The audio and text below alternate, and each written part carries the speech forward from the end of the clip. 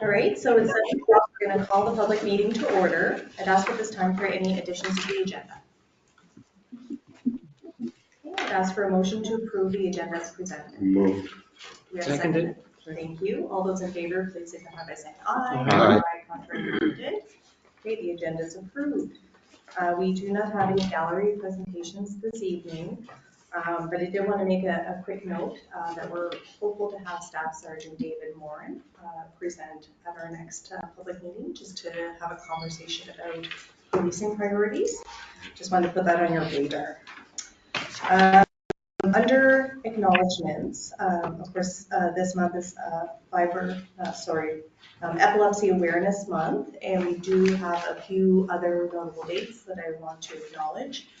March 3rd is World Hearing Day. March 8th is International Women's Day. March 18th is Global Recycling Day. March 21st is International Day for the Elimination of Racial Discrimination, and March 13th is International Transgender Day of Visibility. At this time, I'd ask if there are any other acknowledgements that Council would like to make. I have two. Go ahead, Councillor Point.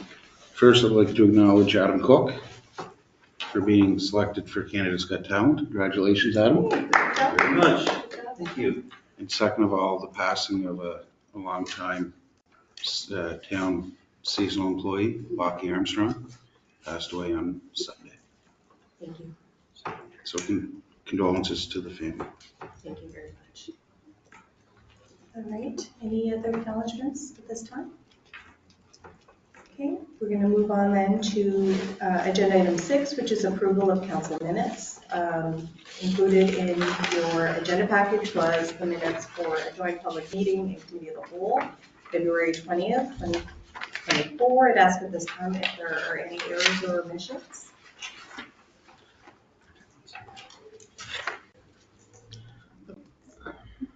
Okay. Hearing none, we'll move on to business arising. Yes, Your Worship. Just the additions to the agenda, the municipal affairs. I'm just wondering if there's been any correspondence sent asking for a meeting. Sure. Terry, did you want to take that? Yeah, there was a letter drafted, signed by the mayor, and so it was very specific, quoted the motion, and who moved and seconded, and just asking for a meeting, an in-person meeting in Halifax, with and then copied all the correspondence that we've sent so far. Thank It you. was very straightforward. Okay, any other business arising or questions on the minutes? No. Okay, thank you. So we will bypass agenda item 8 since we didn't have it in our meeting this evening. We'll move on to correspondence. The first correspondence is with the Planning Commission, revised appointments. Terry, did you want to cover that one? Sure. So, Your Worship, in your package was a letter from Eastern District Planning. This is an annual thing that's a requirement under the MGA. So we appoint certain positions to serve the town, and those positions are employees of Eastern District Planning. So it includes building inspection, development officer, fire inspector, dangers of premises, and special rules. So we have the primary appointment, we have alternate appointments as well. So I just ask that as I mentioned, the letters included in your package, I ask we consider approving the submitted list of appointments for approval. Okay. What's the wishes of council? I would move to approve the list as presented. I'll second it. Okay, thank you. All those in favor, please signify by saying Aye. aye. Aye. Contrary minded. Okay, the appointments are approved. Okay, anything remaining on that? Good. Your Worship. Okay, so we have the next correspondence, which is the Department of Municipal Affairs with regard to an update on the Coastal Protection Act. And There is a mayors and wardens NCAO call tomorrow evening, and since I'll be attending Lockie Armstrong Senior's wake tomorrow evening, I've asked our deputy mayor to attend instead, and kindly agreed. So anything arising from update and conversation, we can bring to our committee of the whole. But at this time, are there any questions or discussion you'd like to have? No. Okay, anything you wanted to add to on that? No, the letter is fairly detailed, and we'll have more information tomorrow evening, and we'll pass that on directly to council. All right, thank you. And thank you, Deputy. Okay, next we'll move on to proclamations and resolutions. First is a request coming forward for the fibromyalgia lighting request, I believe similar to last year's, Terry. Yes. Okay, so it's the purple lights on the building to acknowledge. That's correct. So May 12, 2024 is the 32nd anniversary of Fibromyalgia Awareness Day, as recognized by the World Health Organization. And we're being asked, the town of Port Hawkesbury Town Hall, which is the Port Hawkesbury Civic Center, be lit in purple in recognition of Canadians living with fibromyalgia. So this is the cause we supported last year. We're prepared to do that again this year, and we ask for a motion to support that. Okay, thank you, Terry. What is the wishes of council? Public motion on the table. Okay, thank you, Councillor Coyne. Do we have a seconder? I'll second the motion. Okay, thank you, Councillor McCory. Any discussion? Question? Okay, question has been called. All those in favor, please signify by saying aye. Aye. Aye. Contrary minded? Okay, the motion is approved. Okay. The next item is Epilepsy Awareness Month, and we do have a proclamation for consideration. So we'll read the proclamation and I'll ask for the wishes of council are. So Purple Day Proclamation 2024.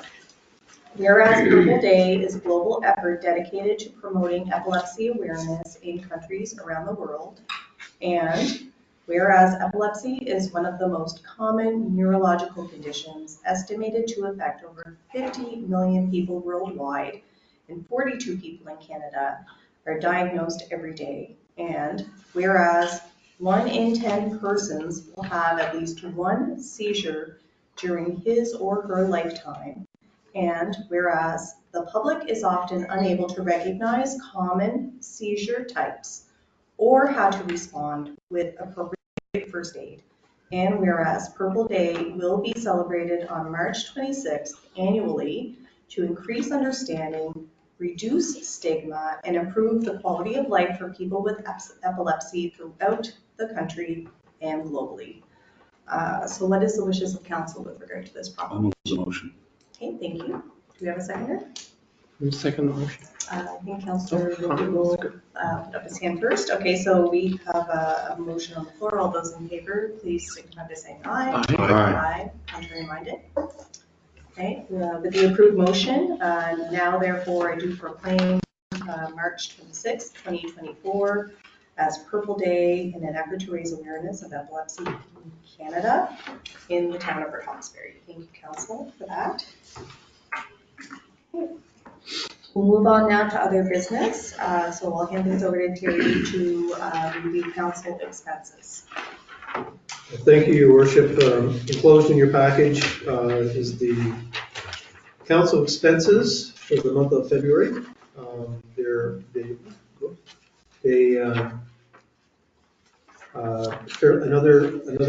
A month with fairly low expenses and some preparations for FCN included in there as well. Anyway, total value of $2,900 for the month of February. This report will be posted to our webpage and Facebook page for public review. Thank you.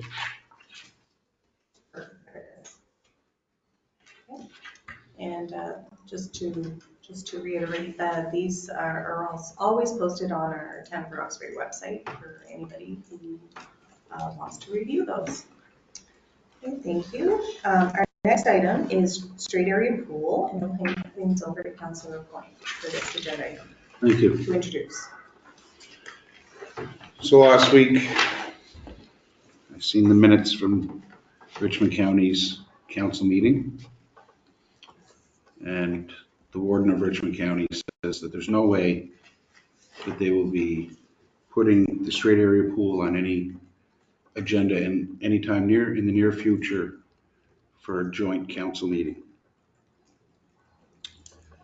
So I asked council tonight to consider asking staff to come up with a formula to create an out-of-town resident rate for the use of the straight area pool. It's a little disheartening to hear the response from Richmond County. They want to meet with us. They want to talk about the things that we're doing well together. And as community leaders, if we can't sit down at a table and talk to each other with some hard discussion, some tough discussions, then I think we're doing a misjust to our residents and to the surrounding municipalities. This has been an ongoing issue for many, many years. And just so everybody knows, in the last number of years, both municipalities surrounding us have dropped their contribution in dollar figures for the straight area pool. As the pool is getting busier and more residents from outside of the town using the pool. So I'll put a motion on the table asking council to direct staff to come up with a formula in the next 2 weeks and bring it to the committee of whole of a suggestion of an out-of-town resident rate. Thank you. So we do have a motion for consideration. Do we have a seconder for the motion before we open it up for discussion? I'll second the motion. Okay, it's been seconded by Councillor McCrory, so we now have a motion on the floor. Anybody like to start off the discussion? Deputy Mayor, did you want to go first?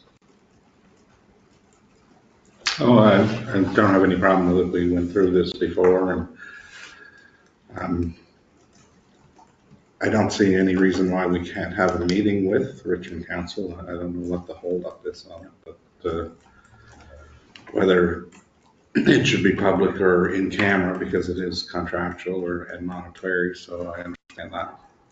And, I believe we talked about this for many years, as Councillor McDougall could probably tell you. And it would be nice to have consensus even from Inverness County to talk about the pool and maybe having a committee jointly to operate the pool and maybe share the expenses. Thank you. Councillor McDougall? Yeah. Where to start? Start with your first thought. Well, a long time ago. Anyway,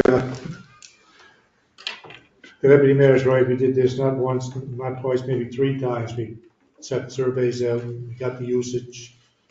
And I think, if my memory corrects, that the town of Roxbury were normally, if not all of them, third in usage compared to the other neighboring municipalities.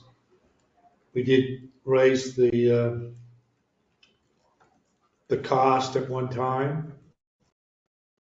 for residents outside the municipality, and I think, if my memory is correct, there was 50 to 100 people arrived at a council meeting here and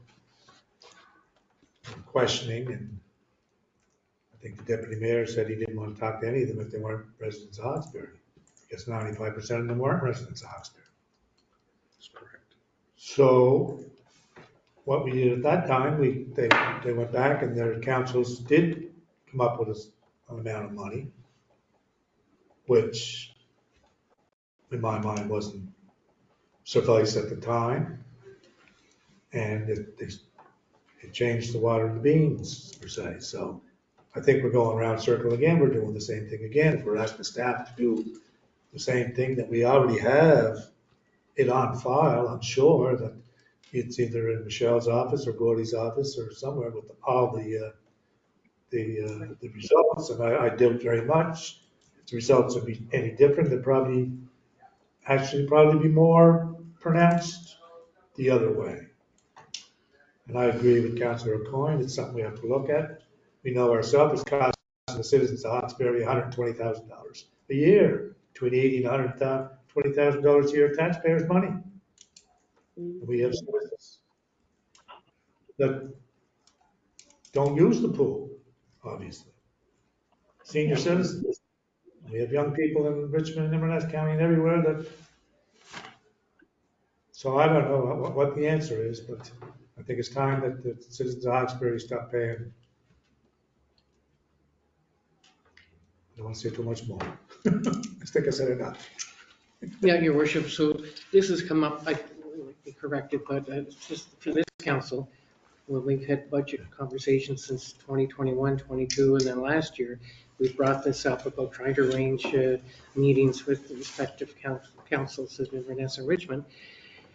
And then we really made a kind of full more effort last year, and there was some conversations and the issues, as I understood it, with scheduling, and that's why meetings didn't get scheduled last spring or before we recessed in June. This is something like, I think we're fortunate, and maybe not everybody will agree, but I think we get along impeccably.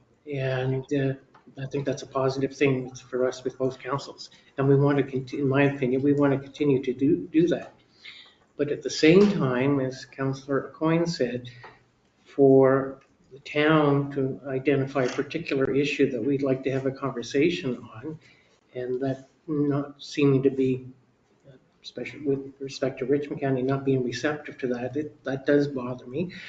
We are covering the deficit, as Councillor McDougall said, every year from just above $90,000.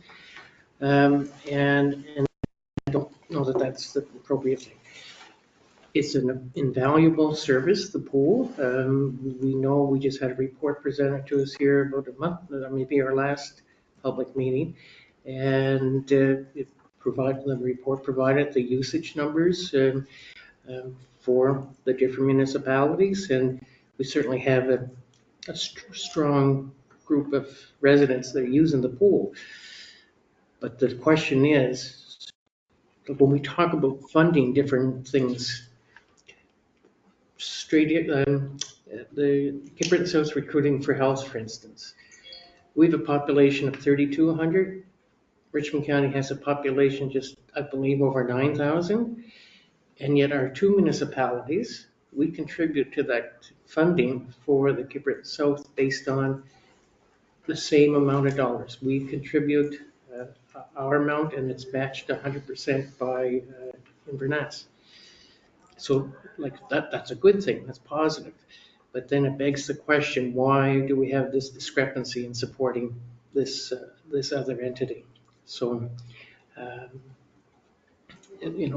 Councillor McDougall is saying, now this previous councils have gone through this exercise before. Maybe there's not a need to research, and maybe it's just a matter of pulling out a file and seeing what's already there and bringing that back to committee of the whole for further discussion. Okay, thank you. Councillor Quinn, did you want to make additional comments? I do have a few comments. So this week I did meet with some of our staff here and asked some questions about the pool.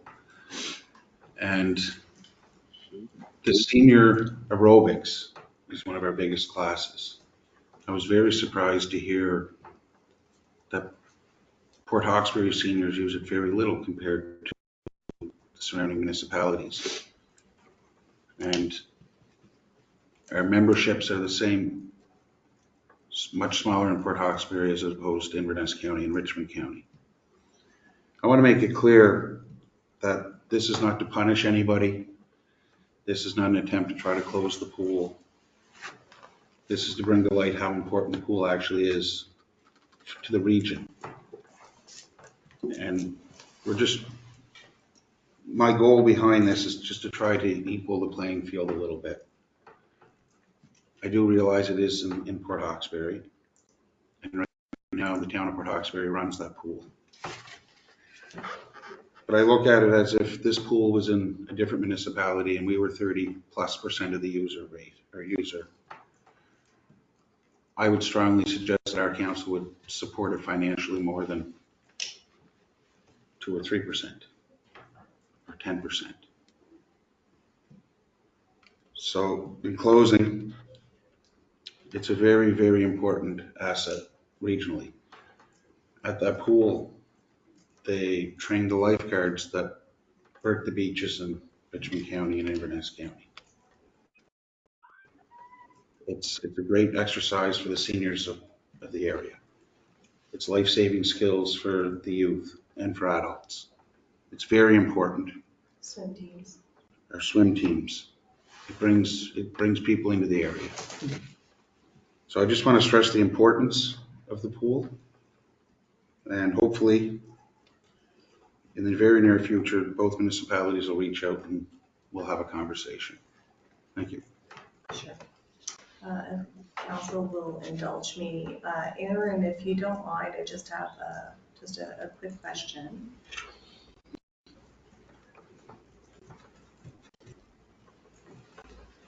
Hi there.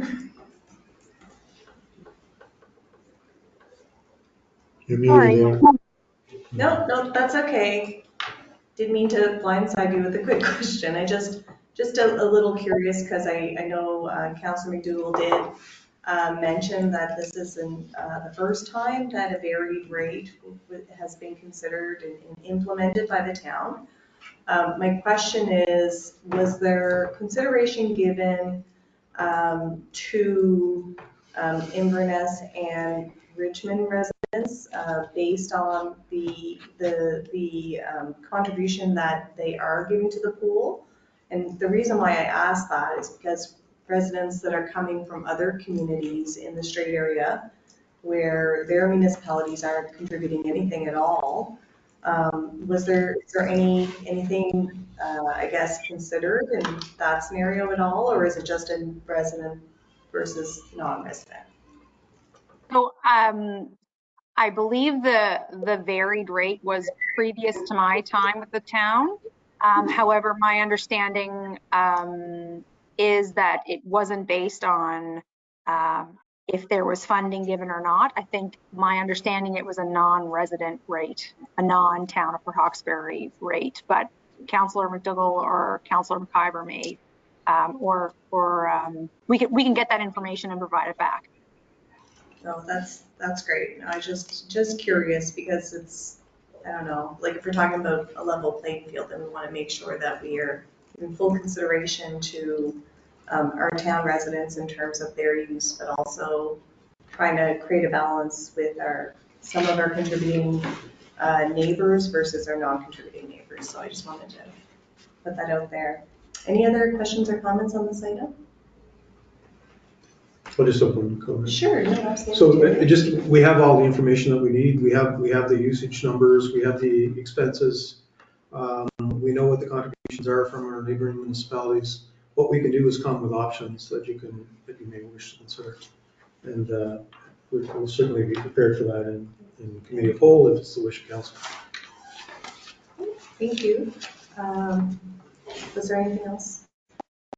Okay. So Reeve Street. Well, we do have a motion on the table here. Oh, apologies.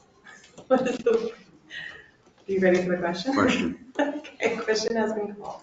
All those in favor, please signify by saying aye. Aye. Aye. Aye. Contrary minded? Okay, motion is approved. Okay, so agenda item 11, under other business, number 3 is the Reeve Street pilot project update. Over to you, Jim. Yes, Your Worship, just a verbal update, just to let you know, and I think I sent you a note last Friday, March 1st, we had a meeting with Nova Scotia Public Works. We had staff from Nova Scotia Public Works, our own staff, Mark Brace, who's the access management engineer with Public Works, Paul Colton, who is now the district director for the Eastern District, and Brad Harris, is our new area manager for Inverness, Richmond counties. As well, we have Ryan, he's the traffic engineer that we work with WSP Consulting. Jason, myself, and Aaron. Excuse me. Yeah, I think, Caller one, can you Still gonna please? buy people for swimming lessons, got the kids, I don't know. Swim team. Where are all the members from? I don't know. Some come from Antigonish for sure. Yeah, I didn't just, yeah. That's the thing. Nice chef as well, the one who is. No. maybe, No, I don't have it. I think they. Yeah, it's not. I don't know if I made that happen. So, If Facebook is down today, they get, go ahead, Terry. Yeah, just, so those people attended, we spent several hours, we were there, we met for a good part of the day. We went through, if you remember, Jason McMillan summarized a number of points, or all of the concerns that were raised, that we sent off to them. They had reviewed that as staff, and they came back with a list that they want to do in the spring, and a list that they want to do with a larger project, which will also involve the more major upgrades to Reeve Street to accommodate AT and to build up the, to correct other deficiencies. So the bigger issues like the change to traffic lights, changes to curbs, to realign lining and markings at intersections will occur with that. Progress has been made on that as well. So we have, it's called a functional plan going forward to them for those changes. And that's being reviewed by their design team. And at the same time, we looked at the issues on the west end. So that's the intersection of Reeve Street, McMaster, intersection of NSCC and Reeve Street. What's going to be the new connection with the AT Trail and Reeve Street. And possible crossings there and lane markings again, and those safety concerns specifically around those two intersections on that side. So as well, even the bigger issue was the reduction of the two bridges down to one, and the turning lane turning lanes onto the what will be the remaining bridge. That is. We've asked for that to occur this summer, and that'll match with our AT, and they've taken that back to consideration as well. What we will do is at committee of whole, we'll come back with some. We'll show you some drawings and some more details on what was agreed to and what's planned. So I've also asked for Dwayne Cross and Mark Race to come to council and present to council and get feedback from council before anything is finalized. We also discussed the study as well, the document, the report, and they said they're prepared to complete that. I don't have a date for that, but that should be coming relatively shortly. That's what we have for the day, and I indicated to some councillors that I'd pass that on to the group. Okay, thank you, Terry. Any questions for Terry at this time? Is everybody, I guess, open to having Nova Scotia Public Works come to present and future meeting?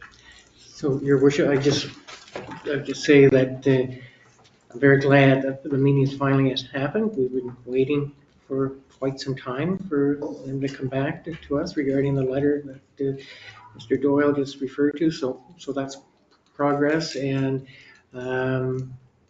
here in particular, the one issue, the bridge for Granville Street and the turning lane, and that's going to be a priority if they agree to that, to try to move on that this summer. But I look forward to when we're able to meet with the folks in Public Works. Okay, thank you. Any other questions or comments? Okay, Councillor. yes, Your Worship, through you to Terry. Terry, did you say that they were going to bring back reports or I don't know, for lack of a better word, decisions or whatever came out of the survey? Yeah, so the survey will be one part of that. So that's the public opinion piece of that. The other is we know there's deficiencies. We've identified them ourselves and there's things that have to be corrected. So there's those issues. There's report on accidents, what the statistics say about the performance of the road and on speeds and a number of things. So that's the report that we've been,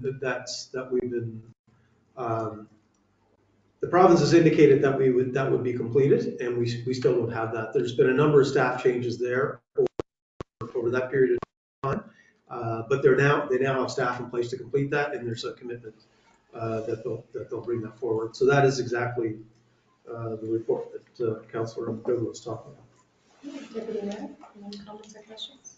No, not really, Your Worship. I look forward to the presentation. I guess one of the biggest questions is, I know that wasn't mentioned by Mr. Doyle, was the McSween Street entrance onto Reeves and for the Pitt Street extension. And I know this has been going on for 8 years now, I guess, since we started this. And I think an answer from the province that they owe us that whether or not they're going to do this and pay for it or put it back to the taxpayers of the town of Port Hawkesbury. And if that happens, then I'll put forth a motion to turn it back to the 4 lanes, and then the province can do whatever they want. Councillor Flynn? Through you, Your Worship, I'm just happy to hear that they finally come back to us. I will go on the record to ask that this meeting not happen on April 16th, because I'll be away. Okay. And I'm on the committee that was supposed to meet with the province before they come back to council 2 years ago. So I would like to be part of that meeting. Duly noted. Any other comments or questions? And I trust that Terry will keep us in the loop with regard to any updates or any dates for potential presentations, etc. Thank you, Terry, for the update. Okay, so we don't have any approved additions, so we'll move on to a review of our future meetings. We have Committee of the Whole coming up on Tuesday, March 19th. Followed by our public meeting, the 2nd of April. And at this time, I'd ask if there are any public questions from the gallery, either for our online participants or in-person participants on any of the items on our agenda this evening. We're welcome at this time to ask any questions.